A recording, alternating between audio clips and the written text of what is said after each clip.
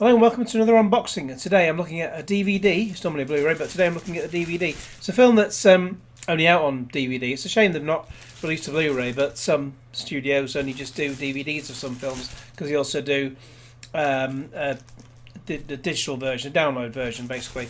And today I'm looking at, and it's a film I really wanted to see, and I'm so excited. When I start to try and tear the plastic open a little bit at the side, I've ended up taking the whole damn thing off rather than doing it on camera, but it's pretending that I've still got the plastic on. Brigsby Bear, which is a film that sounded like some sort of kids CGI film at first, but when they watched the trailer, it looked really, really offbeat. So let's just get rid of the plastic there, the fantastic plastic, because plastic is fantastic. So there we go, Brigsby Bear. Now, obviously, it's not a film for kids because it's a 15 certificate for a start. A truly original and remarkably touching comedy, say. Ben Barner from Nylon. Never heard of him, but so I don't know who he is, but from the way the trailer looks, I certainly concur. Anyway, we've got a pretty decent cast there on the front. Use a magic lightsaber of light. Doesn't really work, does it? So we go. We've got Kyle Mooney, Greg Kinnear, Claire Danes from Romeo and Juliet and Homeland, of course. Matt Walsh, Michaela Watkins. Not heard of Walsh, Watkins, or Mooney. And there's also a chap called Mark Hamill, who I don't know. Have you heard of him? He's been in something called Star Wars, which not many people have heard of because they don't tend to plug it that much. When it sometimes comes out in the cinema for a bit, and then it's not there too long. But yeah, if you get the chance to catch Star Wars films, it's watch the original three. Don't pay too much attention to the rest. But anyway, so that's Brigsby Bear, and just put that down there, it'd be better. I'll probably just bang the microphone. So there we have it. That's the James has grown up with the kids show Brigsby Bear, and the programme has grown up with him as well. One dramatic night, James' insular world has upended. Upon learning the series has been cancelled, he adopts the old adage that the show must go on. By becoming Brigsby Bear's new creator, James finally builds meaningful connections that his life has lacked. So, even though it's just a DVD, we've got quite a few numbers of extras.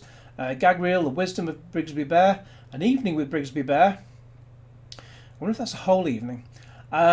Twin Speak, Kyle and Dave. So that's obviously two of the actors. And an audio commentary with Kyle Mooney and Dave McCary. And also the cast list there as well. Just looking on the other information on the back. Languages in... can you see it? So I need to kind of read it. I can't really... Maybe I should... Well, I could have put the lights on, but let's do it all in the dark. Why not? Languages in English, French, German, Italian and Spanish, or Dolby Digital 5.1. Subtitles, English, which also includes hard of hearing, which is like when they put subtitles on sound effects, like birds singing, that kind of thing. So the hard of hearing versions for the movie only. There's also English subtitles, I presume, because it lists also Dutch, English, French, German, Italian, Spanish and Turkish. I presume those are included for the audio commentary as well, who knows. The aspect ratio 2.40 to 1, and the feature runtime of 93 minutes. If you go onto Internet Movie Database, of course it says 97 minutes because it was shot in 97 minutes. And the film runs 24 frames a second.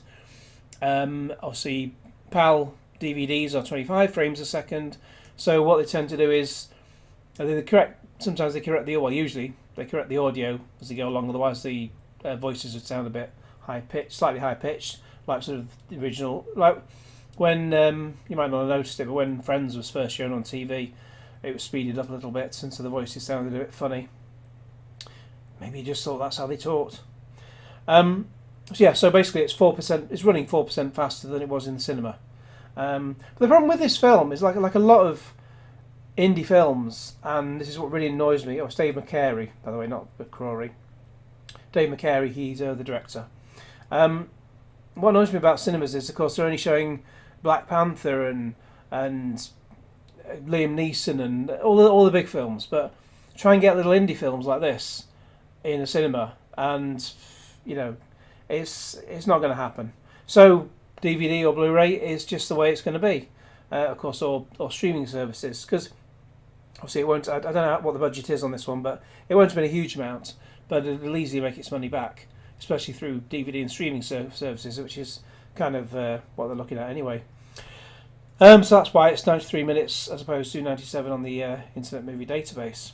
Now the region, obviously it's not a Blu-ray, so there's no ABC business on there, and they're all usually region free anyway. But this one is sort of the old standard of UK DVDs, and it's a region 2 PAL format. So region 2 is Europe, and also Japan. Japan is in NTSC, which is the alternative to PAL, which they used to call Never Twice the Same Colour in the olden days. I say the olden days, like 90s, 80s. But we have PAL over here, which is a bit better. There's also CCAM, which is the French and us. Then again, now we're in the days of HDMI and HD. Even though, I put this in a PlayStation. I put this in a PlayStation 4 and hook it up to the TV with HDMI, and it wouldn't matter whether it was PAL, NTSC, or whatever. It'll just still read it anyway. It's like there's one time I got it's called a Duty Ghost. I got the American version for review, and so it's NTSC, but it all goes through HDMI, so it doesn't matter a jot. It still looks great either way. That was in the old days, the olden days of PS3. Brr. I'll get my pipe and slippers out next. So, and also, well, pretty much like all discs these days, it's this DVD is copy protected, so it's probably using the old Macrovision format. And there's the spine.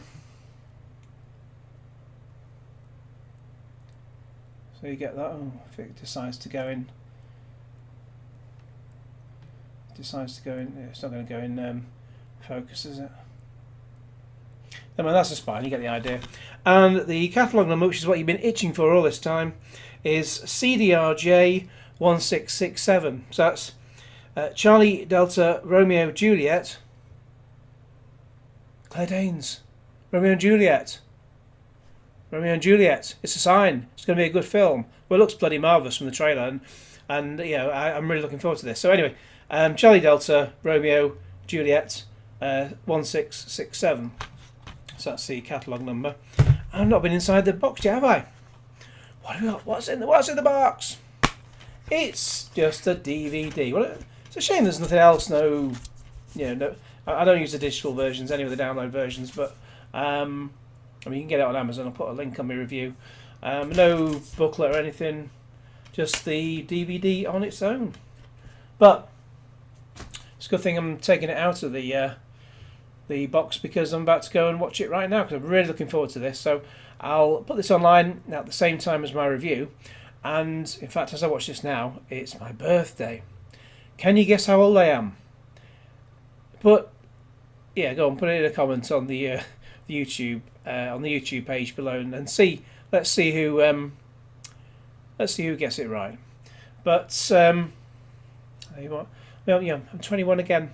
Of course, when I put this online, it's going to be like the next day, or it'll give me time to watch it and review it and do all that palaver. So anyway, there's the disc, and well, not much else to have to say. So please like this video and share it with your friends. Subscribe if you haven't already, and cue Brigsby Bear, I think. Thank you.